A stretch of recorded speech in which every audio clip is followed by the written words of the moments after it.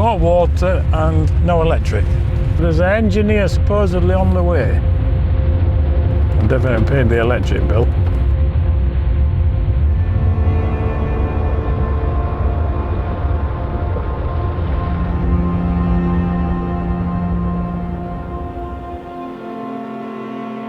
He came over from Ireland.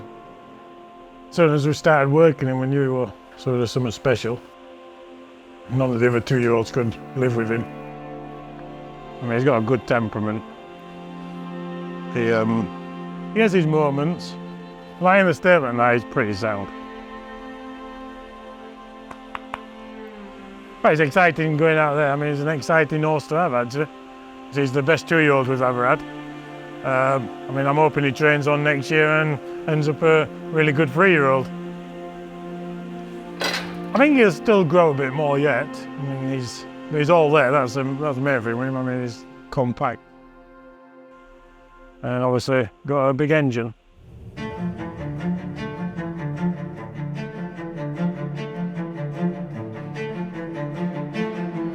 They're off. 2-year-olds jump away over 5 furlongs. We ran him first time out in red car. Big Evs making ground from a wide draw to go forward. I mean, we did think he'd win that day, but as soon as we got the draw, we thought, oh, we're going to be up against it. So Big Evs leads to Northern Prince Hala Emirati. And he finished second, ran very well. It's Hala Emirati getting to Big Evs near the line, and Hala Emirati remains unbeaten. And then he come on and won next time out. But it's Big Evs for a big shock in the Windsor Castle. Did it pretty comfortable. He had a very hard race at Goodwood in heavy ground. Proved how tough he is. Nothing in it on the run to the line. Big Evs has just won the Vulcan. He had a bit of a blip with the Nunthorpe. In hindsight, we shouldn't have gone there.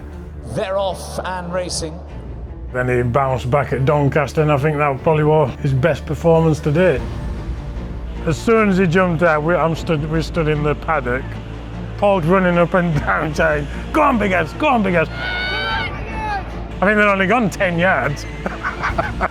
Big Evs as a perfect example. He's away really sharply. The sectional times, I mean, absolutely amazing. Stunning all the way win for Big Evs, electric. He wins the Flying Childers in brilliant style.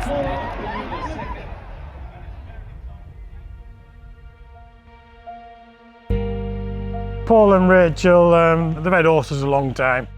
They used to have a lot of horses trained by Les Eyre. Les retired this year, and Les is a Barnsley man, same as me, so he sort of recommended me to Paul to send the horses to me. So I used to go racing with my granddad as a child, and it was him who basically got me into racing. So I had a first stint of training in a small yard in Warwickshire, mainly sort of pointers, not very good ones.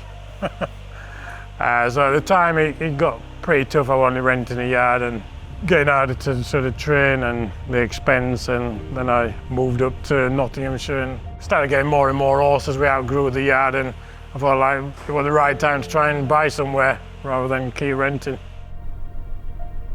So moved, yeah, we'll have been here 7 years in December. Originally it was a polo yard. We've got 105 stables now.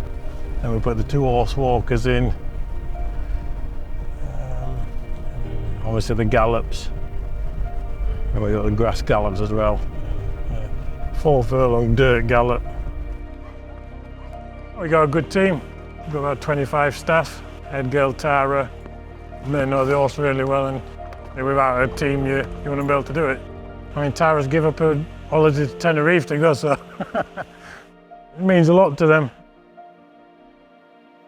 So I was going to Tenerife for the other half birthday, and yeah, that got the boot. He had to go on his own.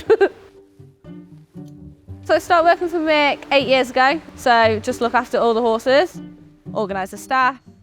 Riders are out on first lot and we had a power cut, wet and dark. So we were mucking out by torchlight.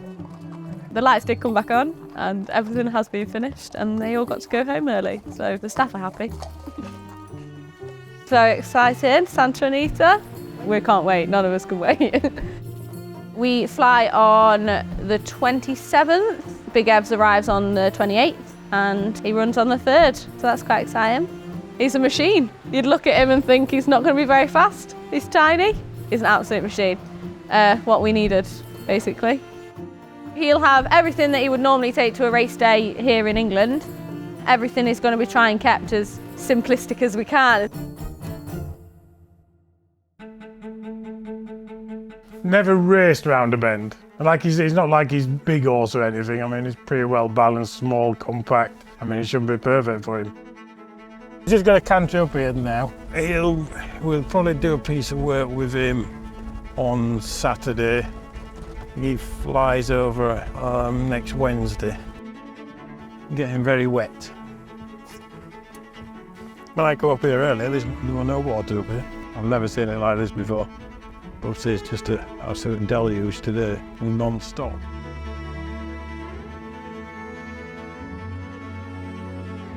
Basically just had a steady canter up there. Took it all in his stride. Coped with the weather.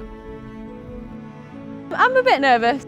I'm more nervous for him on the race day because I think he's got a chance. He's an absolute machine. It's good. Look, we're going with a favourite, so like he's the next level. Certainly since I've been here, we haven't had one like him. It's just what we want. It could be our first Group 1 winner, which is crazy. Yeah, it's just going to be a good experience. Good to be going there with a good chance as well. The icing on the cake, winning the Group 1.